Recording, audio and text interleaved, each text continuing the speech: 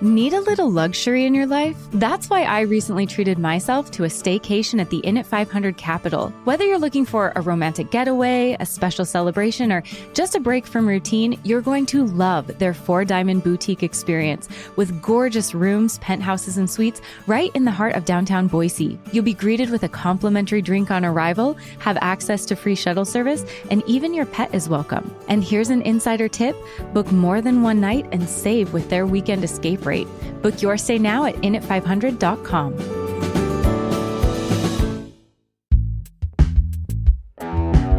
Today on CityCast Boise.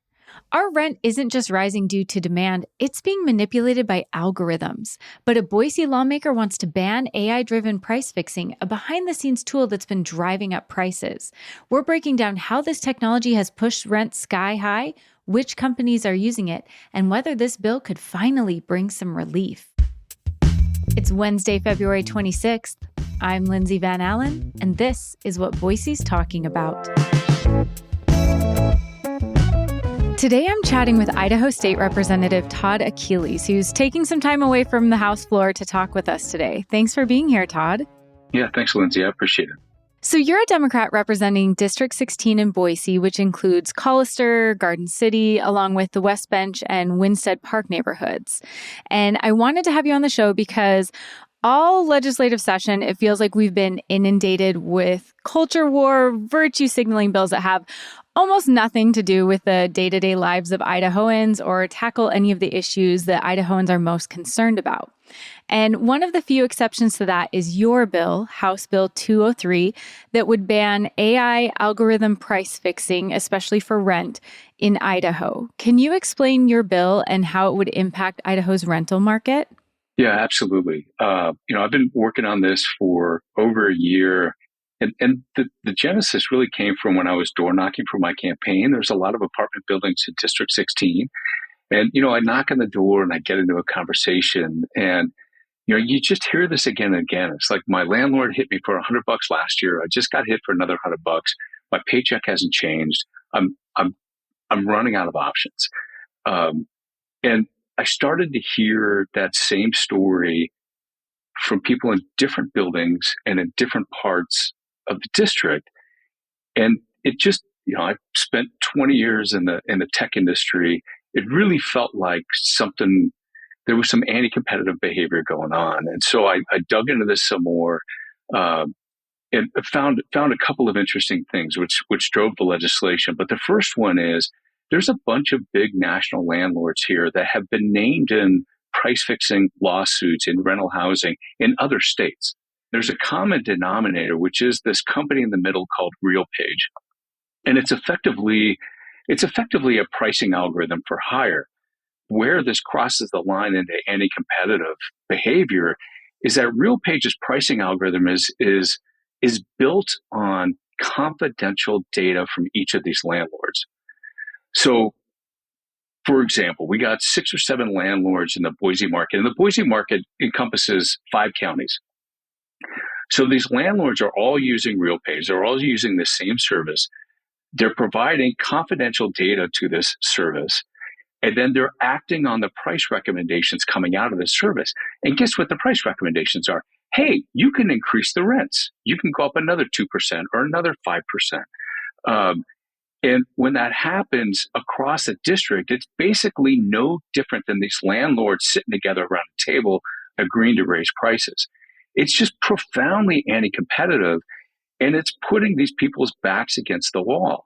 And by my estimates, roughly $100 of what people in rental housing are paying now is a result of this price fixing behavior. So it's happening in the Boise market, and it's happening in the Coeur d'Alene markets. It's resulted in 2 things. One, evictions have spiked as a result of rents continually going up.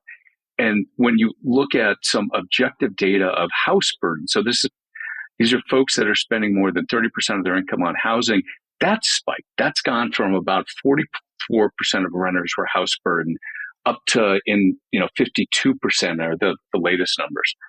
So folks are getting screwed, right? And our existing statutes don't stop it, and that's why I've got this legislation. How much of Idaho's rental market is being impacted by these AI-driven pricing tools?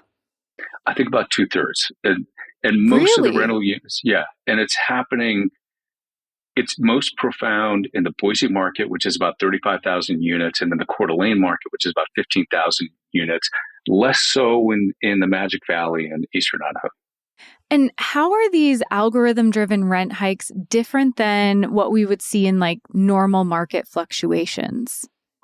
Well, here's one example. If you compare just rental rates to inflation, so in the 5 years, call it 2014 to 2019, rents increased about 20 or 30% faster than inflation that 5 year period.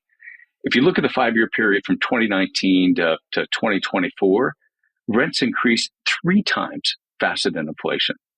It's not even close. And I mean, we're not building apartment buildings with eggs, right? It's not a function of inflation and commodities. It's a function of bad behavior from the landlords. And like you mentioned, some Boise area landlords have been using this software, and they are some of the landlords that have gained a reputation for having the steepest rent hikes and the highest local eviction rates. So, how would this bill specifically protect local renters? So one of the big landlords, they had their headquarters raided by the FBI last June.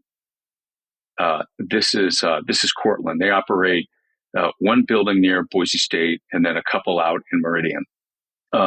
In August, they sent one of my interns a renewal email where it has RealPage in the response URL. So, I mean, these guys they got raided in June. They were still using RealPage in August. And last month, they signed a consent decree with the Department of Justice to say they're going to stop using non-public data from their competitors and their pricing algorithm. So these guys were just flat out doing it. You've got another 4 or 5 major landlords that have been named, as I mentioned, in lawsuits in other states. And what this does is basically to make it illegal to use non-public data and coordinate with your competitors and their non-public data to set prices. And if this bill passes, how would enforcement work? How would you make sure that these changes are effective? You know, we're following Idaho's existing monopoly statutes, which, you know, honestly date back to the New Deal in the 30s.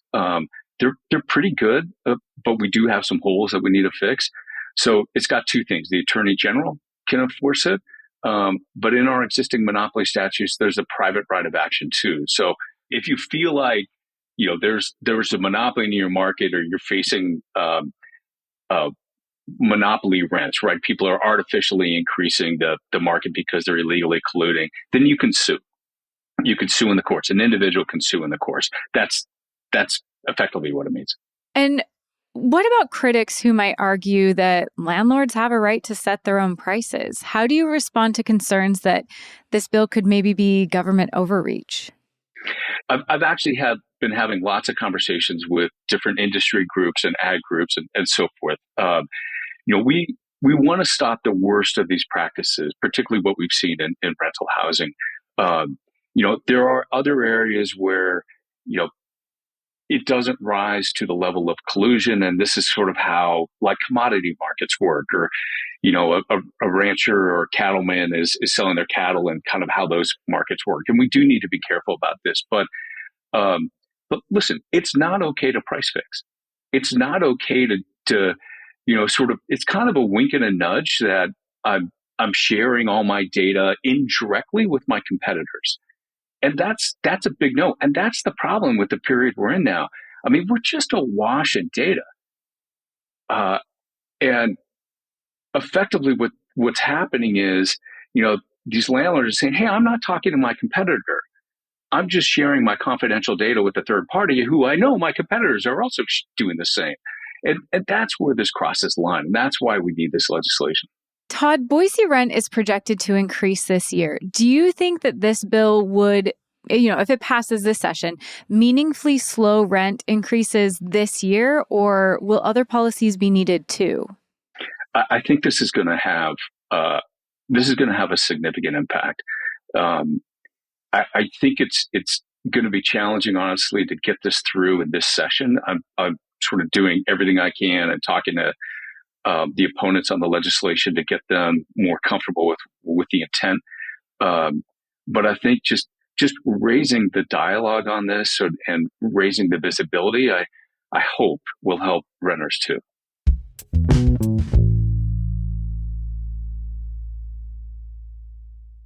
Hey, Fidelity. What's it cost to invest with the Fidelity app? Start with as little as $1 with no account fees or trade commissions on U.S. stocks and ETFs. That's music to my ears. I can only talk. Investing involves risk, including risk of loss. Zero account fees apply to retail brokerage accounts only. Sell order assessment fee not included. A limited number of ETFs are subject to a transaction-based service fee of $100. See full list at fidelity.com/commissions. Fidelity Brokerage Services, LLC, member NYSE, SIPC. This episode is brought to you by Abercrombie. There's nothing better than the perfect jean and going out top combo, or an outfit that perfectly matches your plans. Abercrombie's relaxed jean goes with every occasion. Date nights with something lace, or daytime with a cozy sweater. And their barrel jean will surprise you. It's the trend that will become a staple in your wardrobe. Abercrombie denim comes in tons of rises, fits, and washes. Find your perfect pair online or in store. Todd, you teamed up on this bill with Republican Representative Heather Scott, who is, I would say, one of the most controversial elected officials in Idaho. So why did you decide to work with her on this? Yeah. And Heather and I are on the opposite ends of most of what comes through the building. This is one of the challenges. I mean, Heather is as concerned about concentrated corporate power as I am. And there's a lot of folks on the far right who share those concerns. One of the things that is challenging to be a Dem in the building right now, there are only 9 of us. This is the smallest we've been in 2 decades. You've got really 5 caucuses in the building. You've got the Dems, you've got 2 far right caucuses that are smaller. You've got sort of the more moderate Republican caucus, and then you've got sort of called the older Republican caucus, a little more libertarian. I mean, we can't, as 9 Dems, we can't get anything done if we try and do it on our own. And when we find those opportunities to align with people on specific policies, if we want to get this stuff done, I don't want renters being hit with $63 million every single year. And if I need to pair with some folks to fix that. And if the opportunity is there and we focus on this policy, then I have a duty to do that. And I definitely want to tap into that and ask you about that. That's a question I've heard from a lot of people in my audience is, what is the Democrat strategy in Idaho right now with this supermajority that is so clearly in charge within the Republican Party? I mean, it's hard, Lindsay, and you know the politics as well as anybody. I mean, we did get a win. We stopped that constitutional amendment to basically eliminate compulsory education. I mean, we did it with 1 vote to spare. But I spent a bunch of time talking to my Republican colleagues, figuring out who had concerns about it, worked to bring some folks across the line. Some of my Republican colleagues got their colleagues to come across the line, and we stopped this constitutional amendment. And I think that's how we have to operate the building right now. And listen, there's things like, one of the very first things we voted on, that the joint memorial to that was basically just an angry letter to overturn Obergefell. We tried to stop that in committee. We couldn't, but we got basically a veto-proof majority or minority on the floor to be able to stop it. And that was just a lot of hard work, talking to people about, how awful this was. And that's all kind of the gritty stuff that happens behind the scenes. And I definitely do want to tap into that because that was a wild way to start the session for people who were tuned in. Just a little background for anyone who, is maybe living their best life, doesn't know what's happening. At the beginning of the legislative session, Representative Heather Scott introduced an anti-same-sex union joint memorial, and that was asking the Supreme Court to overturn Oberfeld, which was the ruling that made same-sex unions legal in the entire country.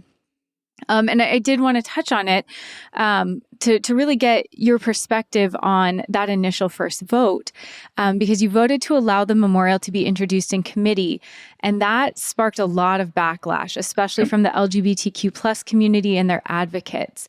So what was your reasoning behind that vote? Yeah, I mean, a lot of people are really angry at me for making that print vote, and what I didn't do a good job of is explaining the vote, that it was a procedural vote to bring it back so we could have a proper debate around it, and that was on me, and I accept the response to that, the backlash to that.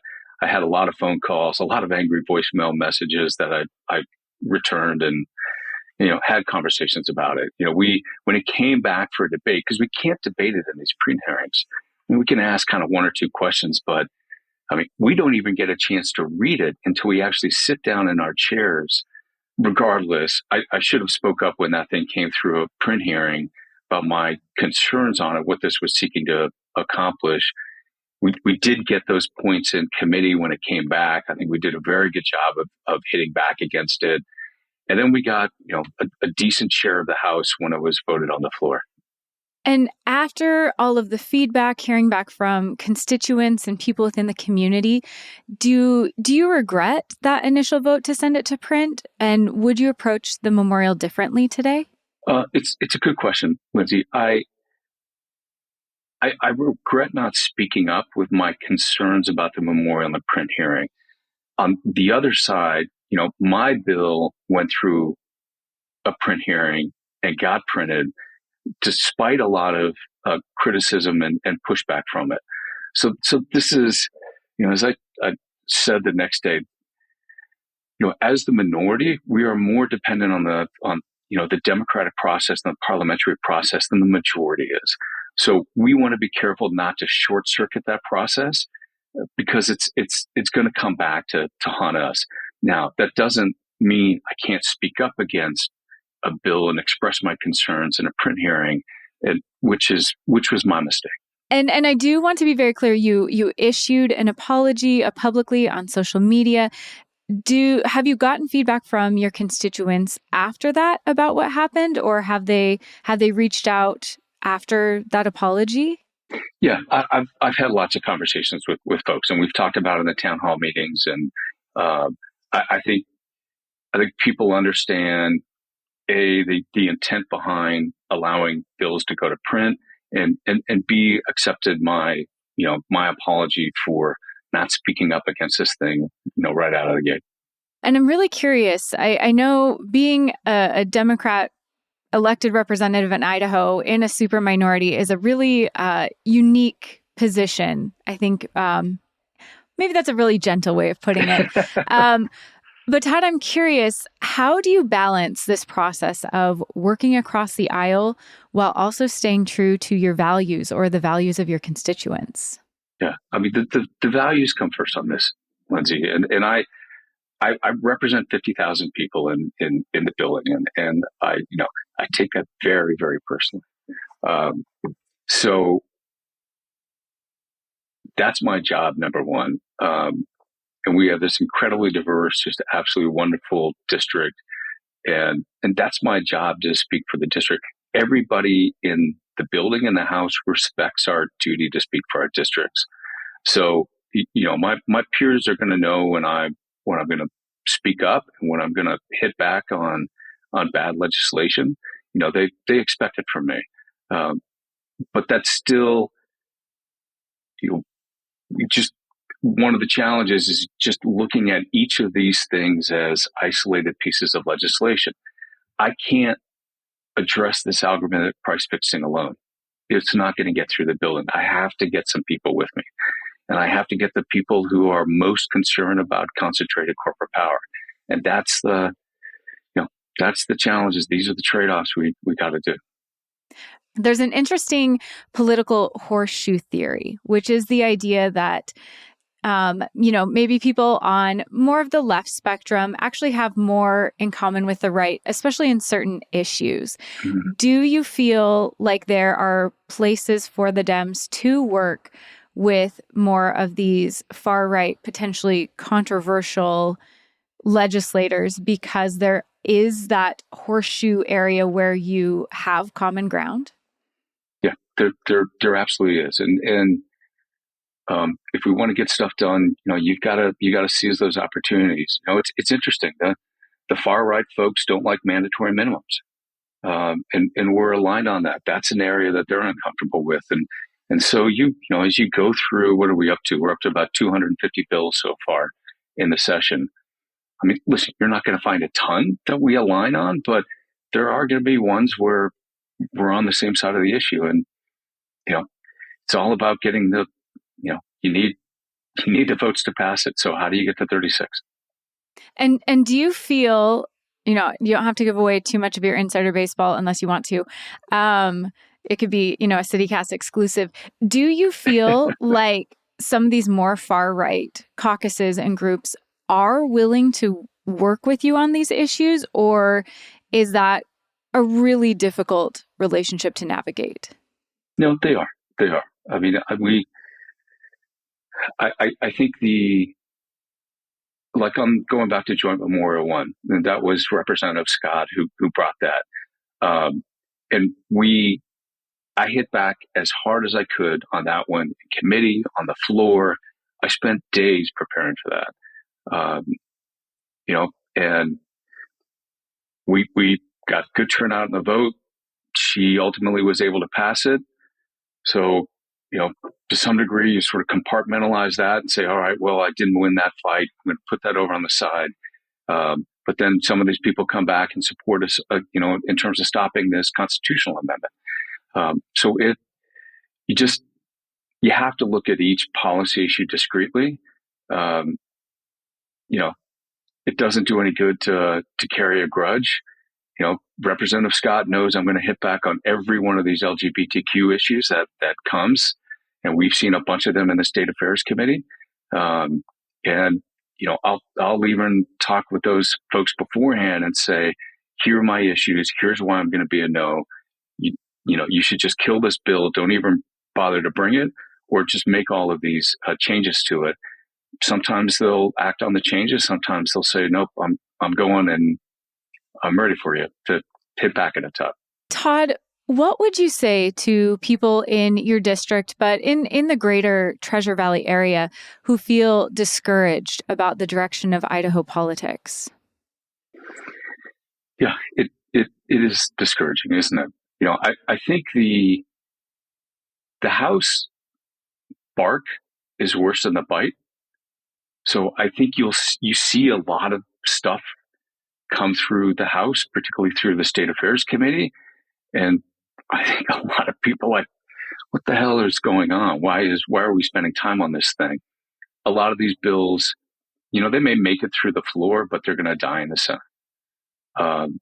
So there's a little bit of, sort of temper what's happening in the House. It's not as bad as it looks, but we've got to win more of these elections. And it's really coming down to these low turnout primaries where it doesn't take a lot of folks to show up for an extremist candidate to win. This is why I basically devoted a year of my life working on Prop 1 and the veterans group that was behind Prop 1. I mean, these closed primaries are basically, they're rigged elections. We've got to get more people to turn out. District 1 had a huge turnout in their primary, and that allowed two just kind of mainstream Republican candidates to beat their extremist opponents. We need that to happen in Canyon County. We needed that to happen in the Magic Valley. We've got to get people to turn up. Maybe undercover Republicans to do that good work. Indeed. Well, Todd, thank you so much. I know you're right in the thick of things, right in the middle of what has already been a pretty wild session. So thank you so much for taking the time to come on the show. Yeah, I appreciate it, Lindsay. Thanks for the good questions.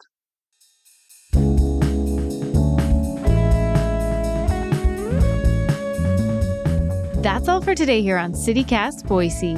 If you enjoyed the show, don't forget to leave us a review because it helps other people find us. We'll be back tomorrow morning with your guide to March. You won't want to miss it.